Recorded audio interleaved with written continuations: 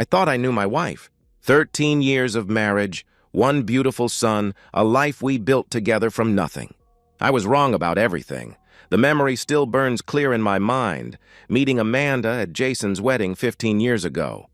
I was a groomsman, standing at the altar in an uncomfortable tux, when she walked into the reception hall, auburn hair catching the light, emerald dress that made every man in the room turn his head. But when our eyes met across that crowded dance floor, something shifted inside my chest. She smiled, and I knew my life had just changed forever. What followed was the kind of courtship you read about in romance novels. 2 years of weekend drives to small towns, midnight conversations that stretched until dawn, building something real together. I was 23, working my way up the corporate ladder at Vincent Logistics. Amanda was 20, fresh out of college with dreams bigger than her bank account. We fit together like puzzle pieces that had been searching for each other our whole lives. When I proposed beside Lake Michigan on a crisp October evening, her father Robert insisted on a prenuptial agreement. I remember sitting in his mahogany-paneled office, feeling small and defensive as he slid the papers across his desk. "It's not personal, Michael," he said, adjusting his wire-rimmed glasses. "It's just good business. There's an adultery clause in there. If either party cheats, they forfeit everything in the divorce." I laughed, actually laughed out loud. "I'd never cheat on her anyway, sir. I love your daughter." Amanda barely glanced at the document before signing, more interested in the wedding planning than legal technicalities. "It's just paper, baby," she whispered in my ear that night. "We'll never need it." She was right. For 13 years, we didn't. I'm 38 now, a senior operations manager with a corner office and a salary that provides everything we need. Amanda stopped working when Noah was born 8 years ago, a mutual decision that made sense at the time. I made enough money. She wanted to be present for our son during his formative years. Noah became the center of our universe, this bright, curious little boy who inherited his mother's green eyes and my stubborn streak. But 6 months ago, something changed. It started small, almost imperceptible. Amanda stopped asking about my day when I came home from work. She'd be scrolling through her phone at the dinner table, offering distracted mm-hms when I tried to engage her in conversation. She stopped laughing at my jokes that used to make her double over with laughter. The woman who once waited by the door to kiss me hello now barely looked up from whatever was capturing her attention on that damn screen. The physical distance came next. Every advance I made was met with tired excuses. "Not tonight, I'm exhausted," she would say. "I have a headache," she'd complain. "Can we just cuddle instead?" she'd suggest. 4 rejections this week alone, each one driving a small wedge deeper into my chest. We'd gone from being intimate 3 times a week to maybe once a month, if I was lucky. Last night was typical. I came home to find Amanda curled up on the couch, typing rapidly on her phone with a small smile playing at her lips. Noah was showing me his math homework, chattering about his teacher, Mrs. Rodriguez, and the upcoming science fair. I tried to include Amanda in the conversation, asking about her day, about the book club she'd supposedly joined, about the yoga classes she claimed to be taking. One-word answers, distracted nods. That damn smile whenever her phone buzzed with a new message. Later, lying in our king-size bed that suddenly felt enormous, I stared at the ceiling while Amanda slept beside me. She'd turned away from me again, pulling the covers tight around her shoulders like armor. The space between us felt like an ocean, and I was drowning in the silence. Something was wrong. Something fundamental had shifted in the foundation of our marriage, and I couldn't put my finger on what it was. The woman lying next to me felt like a stranger wearing my wife's face. I told myself I was being paranoid, that I was imagining things. Then my 8-year-old son showed me a crayon drawing that would destroy everything I thought I knew about my life. Saturday morning arrived with the false promise of normalcy. Amanda announced she was going shopping with friends. Sarah and Jennifer from the neighborhood, she said. She kissed my cheek with the kind of perfunctory affection you'd show a roommate, grabbed her purse, and disappeared into the garage. I watched through the kitchen window as she backed out of the driveway, wondering when that casual kiss had stopped feeling real. Noah bounced into the kitchen as I was mixing pancake batter. His pajamas rumpled and his hair sticking up in 3 different directions. Saturday mornings were our time together, just father and son making breakfast and watching cartoons before the day's responsibilities took over. Dad! Dad, look what I drew! Noah came running in from the living room, clutching a piece of construction paper like it contained the secrets of the universe. I wiped my hands on the dish towel and knelt down to his level, the way Amanda had taught me when he was smaller. "Let's see it, buddy," I said. The drawing hit me like a physical blow. Two stick figures on a couch, one clearly larger than the other, positioned in an unmistakably intimate embrace. The larger figure had short brown hair drawn in crayon. The smaller one had long hair colored in auburn, Amanda's exact shade. My smile froze on my face. The kitchen suddenly felt airless, like all the oxygen had been sucked out through the windows. But I kept my voice steady, controlled, even as my heart hammered against my ribs. "This is really good, Noah. Who are these people?" I asked carefully. "That's Mommy and Uncle Jacob." Noah's face lit up with innocent pride.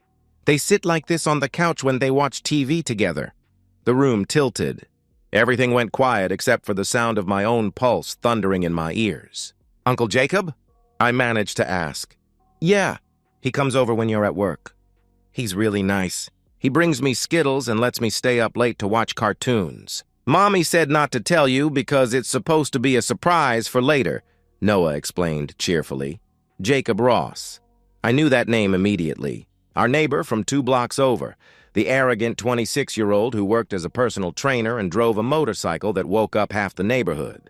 The guy who always seemed to be shirtless when he mowed his lawn, flexing for the soccer moms who jogged past his house. I'd never liked him, something about his arrogant smirk and the way his eyes lingered on married women at neighborhood barbecues, and he'd been in my house with my wife, while my son colored pictures in the living room. "Does Uncle Jacob come over a lot?" I managed to ask, my voice sounding like it was coming from somewhere far away. "Uh-huh, like 3 times this week.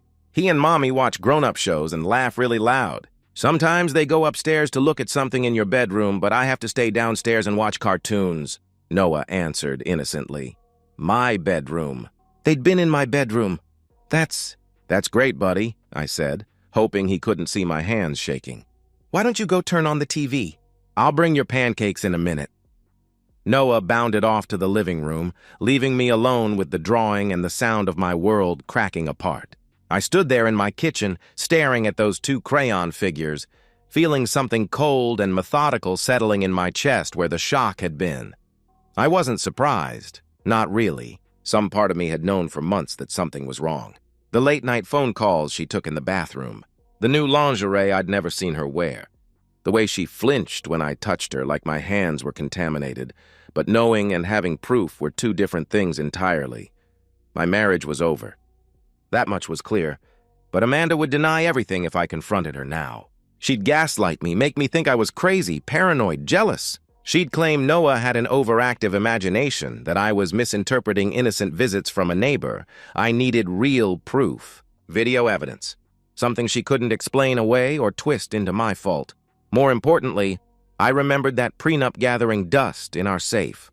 The adultery clause that Robert had insisted on 13 years ago. If I could prove Amanda's infidelity, she would forfeit everything. The house, our savings, custody of Noah. She'd get nothing. But first, I needed irrefutable evidence. When Amanda returned home that afternoon, arms full of shopping bags and wearing the same casual smile she'd had for months, I was calm. I kissed her cheek, asked about her day, helped carry her packages inside. I played with Noah, made dinner, watched a movie on the couch like nothing had changed. I gave no indication that anything was wrong. That evening, after Amanda went to bed early claiming a headache, I sat in my home office and picked up my phone. My fingers trembled slightly as I scrolled through my contacts and found the number I needed. Ryan Cooper, my childhood friend, the guy who'd been best man at my wedding, a tech specialist who owed me more favors than I could count. The phone rang twice before his familiar voice answered. "Michael, everything okay, man? It's pretty late?" "Ryan," I said, my voice steady and cold. "I need a favor, a big one, and I need you to keep it between us." "What's going on?" he asked, concern evident in his voice. "I'll explain tomorrow. Can you come by the house around 2? Amanda will be out." I replied. There was a pause. Ryan had known me for 20 years. He could hear the tone in my voice, the carefully controlled fury that meant someone was about to pay for their mistakes. "I'll be there," he said simply. "Thanks, brother." "I appreciate this," I answered. "Whatever you need, Michael." "You know that," he assured me. I hung up and sat in the darkness of my office, staring at Noah's drawing where I'd placed it on my desk. 2 stick figures on a couch. My wife and her lover, captured in crayon innocence by the son who'd been forced to witness their betrayal. I had 1 week to turn my home into a surveillance operation without Amanda noticing. 1 week to catch her in the act. 1 week before I could destroy the life she thought she was getting away with. The waiting was over. Now came the hunting. Sunday afternoon, I sent Amanda and Noah to Riverside Park with a fabricated story about needing to catch up on work projects. "Take your time," I told them, forcing a smile as I kissed Amanda's forehead. "Maybe grab lunch somewhere. I'll probably need a couple hours." The moment their car disappeared around the corner, I called Ryan. "They're gone. How long do you need?" I asked. 40 minutes max, he replied. "I'm 5 minutes out." Ryan arrived with a black duffel bag and the grim expression of a man going to war. We'd known each other since 3rd grade, been through divorces, job losses, and family deaths together. He took one look at my face and understood this wasn't about paranoia or marital problems. This was about survival. In my garage, with the door closed and the windows covered, I explained everything. Noah's drawing, Amanda's behavior, Jacob Ross slipping into my house while I worked 60-hour weeks to pay for the life she was destroying. Ryan's jaw tightened as I talked. When I finished, he was quiet for a long moment, then shook his head. "Jesus, Michael. I'm sorry, man. Nobody deserves this. Can you help me?" I asked. "Say no more, brother. Let's nail this bitch to the wall," he replied grimly. We worked with military precision. 5 cameras installed in 38 minutes. Front door, back door, living room, main hallway, and the guest bedroom where I suspected most of the activity took place. All hidden behind air vents, inside smoke detectors, tucked behind picture frames. Motion activated with night vision capabilities, streaming directly to cloud backup with live feeds accessible through an app on my phone. Ryan handed me the phone, already configured and tested. "Motion alerts come straight to you." Everything backs up automatically to 3 different servers. The video quality is high definition. Even if she finds 1 camera, she'll never find them all. I gripped his shoulder. "I can't thank you enough for this." "Don't thank me yet." "Wait until we get the evidence you need," he cautioned. His expression softened slightly. "I'm sorry you're going through this, Michael. You're a good man. You deserve better than what she's doing to you." After Ryan left, I tested the system methodically. Crystal clear footage from every angle. Perfect audio pickup. Motion sensors so sensitive they detected a spider walking across the ceiling. Everything I needed to document Amanda's betrayal in excruciating detail. Then came the hardest part. Waiting. Monday morning, I went to work like nothing had changed.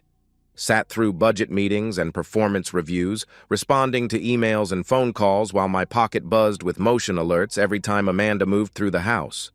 False alarms, all of them. The mailman, a FedEx delivery, Amanda herself going about her normal routine. I came home that evening to find her cooking dinner, humming softly while she stirred pasta sauce. She seemed relaxed, almost cheerful. The guilt wasn't eating her alive the way it should have been. If anything, she appeared more content than she'd been in months.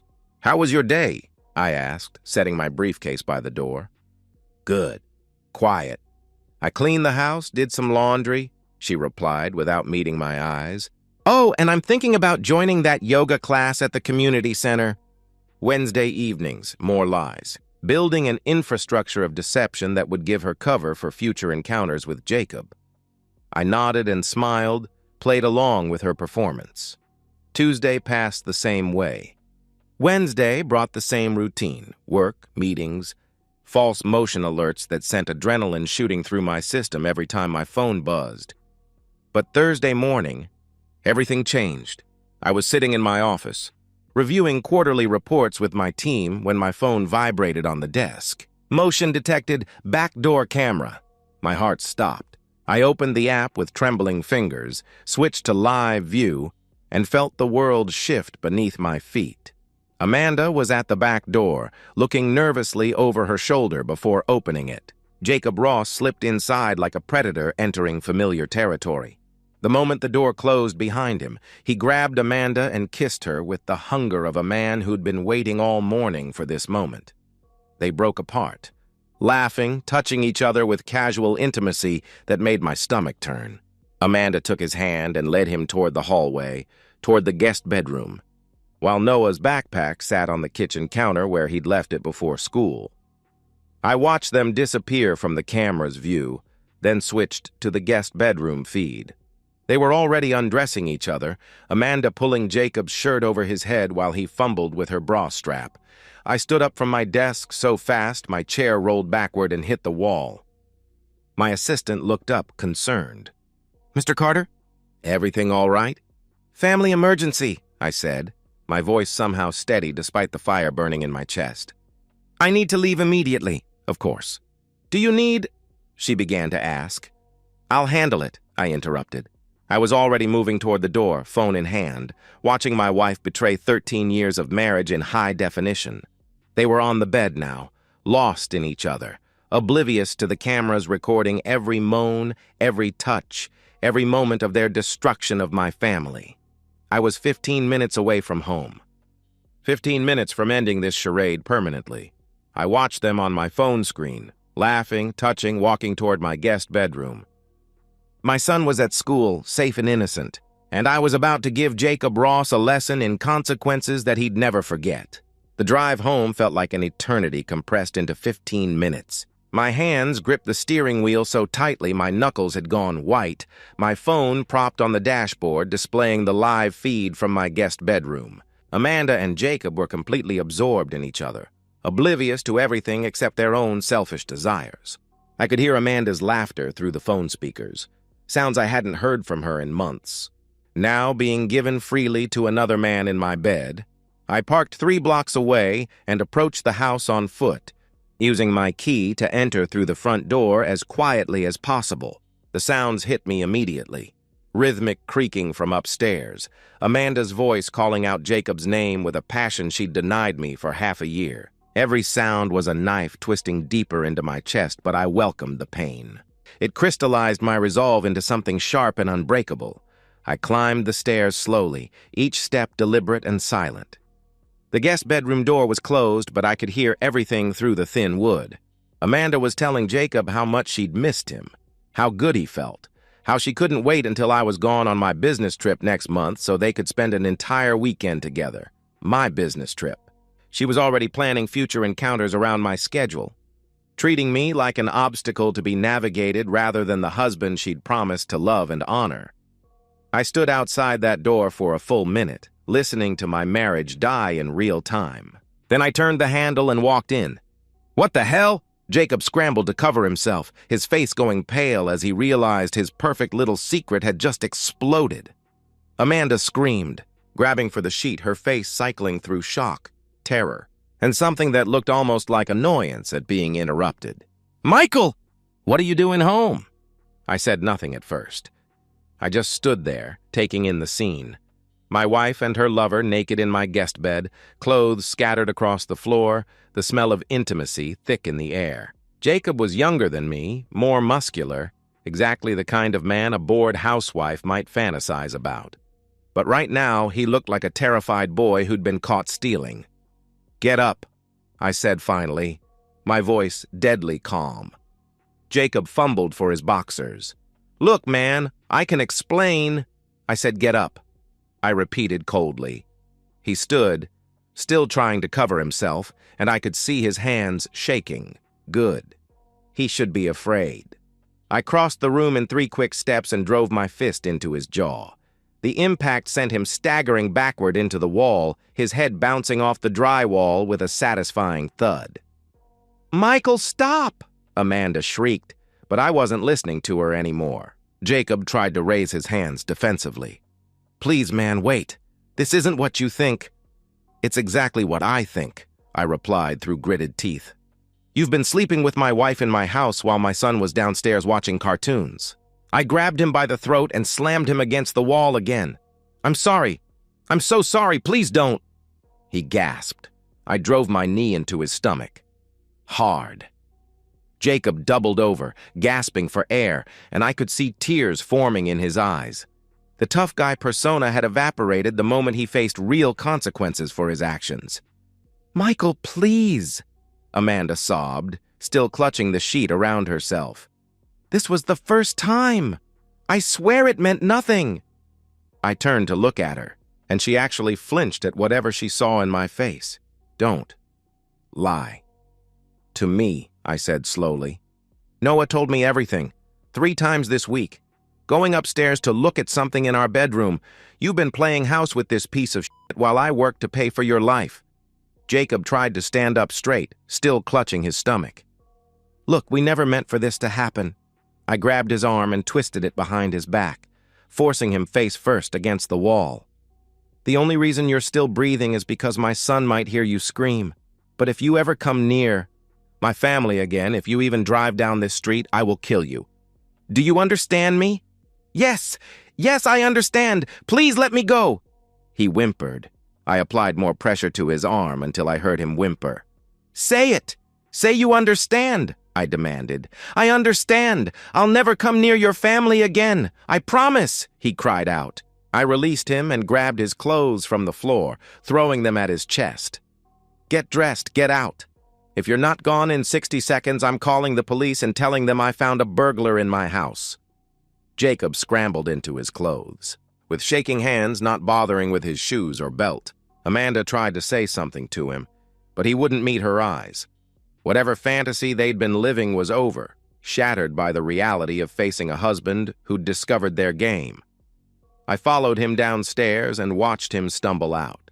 The back door, still barefoot, still trying to button his shirt. He didn't look back. When I returned to the guest bedroom, Amanda was sitting on the edge of the bed, fully dressed, crying into her hands. She looked small and pathetic, nothing like the woman I'd fallen in love with 13 years ago. "Michael, please. Can we talk about this? I made a mistake, but we can work through it. We can go to counseling," she pleaded. "No," I said simply. She looked up at me with red, swollen eyes. "What do you mean, no?" "I mean, it's over, Amanda. I'm filing for divorce. The prenup enforces forfeiture of assets for adultery. You get nothing. No house, no savings, no custody of Noah," I explained coldly. "You can't be serious. One mistake—" she started. "This wasn't a mistake," I interrupted. "Mistakes are accidents.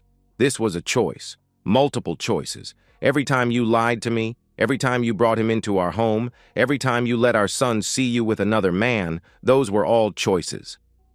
I pulled out my phone and dialed. "Robert, I need you and Helen to come to the house. Now.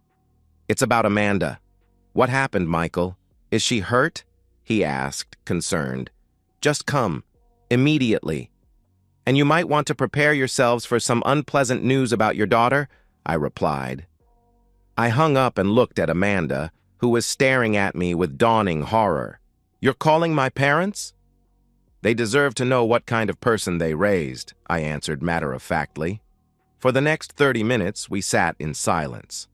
Amanda tried several times to start a conversation, to explain herself, to negotiate some kind of deal. I ignored her completely. I'd heard enough lies to last a lifetime. When Robert and Helen arrived, I explained everything in calm, factual terms. The affair, the lies, the videos I'd captured, the prenup that would strip Amanda of everything she'd taken for granted. Robert's face turned red with fury. "Is this true?" he demanded, turning to his daughter. Amanda nodded miserably, unable to speak. Helen's reaction was swift and violent. Her hand cracked across Amanda's face with a sound like a gunshot. "How? Could you do this? To Michael? To Noah? In his house?" "Mom, I'm sorry," Amanda began. "Sorry doesn't fix this," Helen snapped, grabbing Amanda by the arm and hauling her to her feet. "You're coming with us, right now." Robert looked at me with something approaching shame. "I'm sorry, son. You deserved better than this. We raised her better than this." I nodded but said nothing. There was nothing left to say. They left 15 minutes later, Helen dragging Amanda to their car while she sobbed apologies that no one wanted to hear. Robert carried her hastily packed suitcase, shaking his head in disgust. The door closed behind them, and suddenly the house was silent except for the ticking of the grandfather clock in the hallway. I stood in my living room, surrounded by the remnants of my marriage, and felt something I hadn't experienced in months. Peace. The hard part was over. Now came the part I was going to enjoy, watching her lose everything she'd taken for granted. Monday morning, I arranged for Noah to stay with Mrs. Logan, our neighbor across the street. She was a retired school teacher who'd watched him during summer breaks, and she agreed immediately when I explained I had some urgent business to handle. "Take all the time you need, dear," she said kindly, her weathered hands gentle on Noah's shoulders. "We'll bake cookies and work on his reading." I drove across town to the offices of Sinclair and Associates, where Margaret Sinclair had built a reputation as the most ruthlessly effective divorce attorney in the city. Her consultation fee alone was more than most people's monthly salary, but she was worth every penny. I'd done my research. Margaret didn't just win cases, she obliterated the opposition. Her office reflected her personality, stark, elegant, intimidating. She was a woman in her 50s with silver hair pulled back in a severe bun and eyes like a hawk evaluating prey. She gestured for me to sit across from her mahogany desk. "Mr. Carter, I understand you need representation in a divorce proceeding?" she asked professionally. I placed a USB drive on her desk. "Video evidence of my wife committing adultery. Multiple instances over several months. High-definition footage with audio, timestamps, irrefutable proof." Margaret plugged the drive into her computer and spent the next 20 minutes reviewing the footage. Her expression never changed, but I could see her professional interest sharpening. When she finished, she turned her attention to the prenuptial agreement I'd brought. She read every word, twice, making notes in the margins. Finally, she looked up at me with something approaching respect. "This is remarkable work, Mr. Carter. The video evidence is crystal clear. Faces, voices, explicit activity, multiple occasions. The prenuptial agreement is ironclad. Your wife's attorney will take one look at this and advise immediate capitulation," she assessed. "What does that mean for me?" I asked. "Complete victory. She gets nothing. No assets, no alimony, minimal custody rights, supervised visitation at best, probably 2 hours per week in a monitored facility. You retain the house, all savings accounts, investment portfolios, vehicles, everything. She walks away with whatever clothes she can carry," she explained with satisfaction. "How long will this take?" I inquired. 6 months if she contests, 6 weeks if she's smart enough to surrender immediately. Given the evidence, I suspect her. Parents' attorney will counsel the latter," she replied confidently. "Good. File the papers today," I instructed. Margaret smiled, and it was the kind of smile that had made opposing attorneys consider career changes. "Consider it done, Mr. Carter. This is going to be a pleasure." The divorce papers were served 3 days later. Amanda tried calling my cell phone 47 times that first day. I blocked her number. She sent emails begging for a chance to explain, to make amends, to save our marriage. I filtered her address to spam. Her parents attempted to mediate, with Robert calling to ask if we could work something out for Noah's sake. "There's nothing to work out," I told him firmly. "My attorney will be in touch with yours. Michael, please." "She made a terrible mistake, but she's still Noah's mother," he pleaded. "She stopped being Noah's mother the moment she brought another man into our house. She can fight for visitation rights in court like any other stranger," I replied coldly. Amanda's attorney reviewed the evidence and prenup, then immediately advised complete surrender. There was simply no legal ground to stand on. She'd violated the adultery clause in the most explicit way possible, with video documentation that would hold up in any court in the country. The divorce proceedings lasted exactly 6 weeks. Amanda contested nothing. She couldn't. Every attempt her attorney made to argue for leniency was met with more video evidence, more documentation of lies and betrayal. The judge, a stern woman in her 60s, seemed personally offended by Amanda's conduct.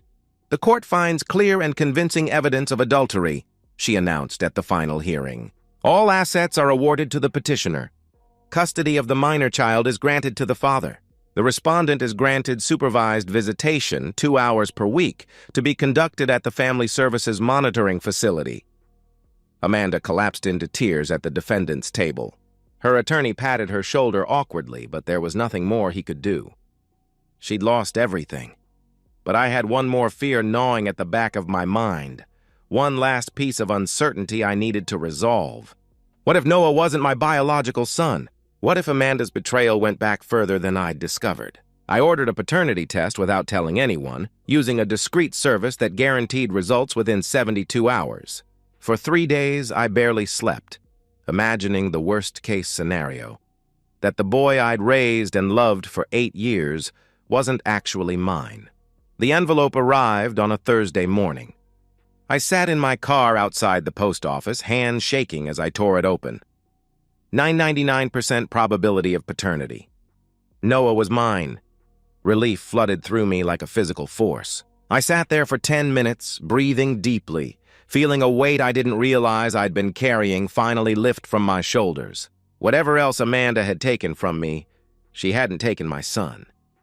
Meanwhile, Amanda's new reality was harsh and unforgiving. Her parents kicked her out after 6 weeks when she refused to take responsibility for destroying her marriage. "You made your bed," Helen told her coldly. "Now lie in it alone." She found a studio apartment above a Chinese restaurant, barely affordable on her waitress salary at a downtown diner. The woman who'd once spent $300 on a single shopping trip was now clipping coupons and walking to work to save gas money. She tried reaching out to Jacob, hoping to salvage something from the wreckage. But Jacob had vanished completely. Word around the neighborhood was that he'd been caught with another married woman, and that husband hadn't been as civilized as I'd been. No one had seen him since. Amanda sent me text messages begging for a chance to talk, to explain, to see Noah outside the supervised visits. I blocked every number she used. When she tried approaching me at Noah's school, I filed a restraining order. Her supervised visitation sessions were pathetic affairs. Noah was polite but distant, answering her questions with one-word responses, asking when he could go home to Dad. Amanda would spend most of the 2 hours crying, begging the social worker to let her call me, to arrange a meeting, to somehow fix what she'd broken beyond repair. The social worker's reports were damning. The child shows no emotional attachment to the mother. He appears uncomfortable and eager to leave. The mother's behavior is manipulative and self-serving rather than focused on the child's well-being. After 6 months, Amanda's visitation was reduced to once per week. After a year, it became twice per month when she missed several appointments due to work conflicts. Noah stopped asking about her entirely. Amanda lost everything. Her family, her son, her home, her security, her future. All for a few hours of pleasure with a coward who'd abandoned her the moment things got difficult. But I didn't care about her suffering anymore. I had what mattered: my son, my peace of mind, and my self-respect. The rest of it was just justice taking its natural course.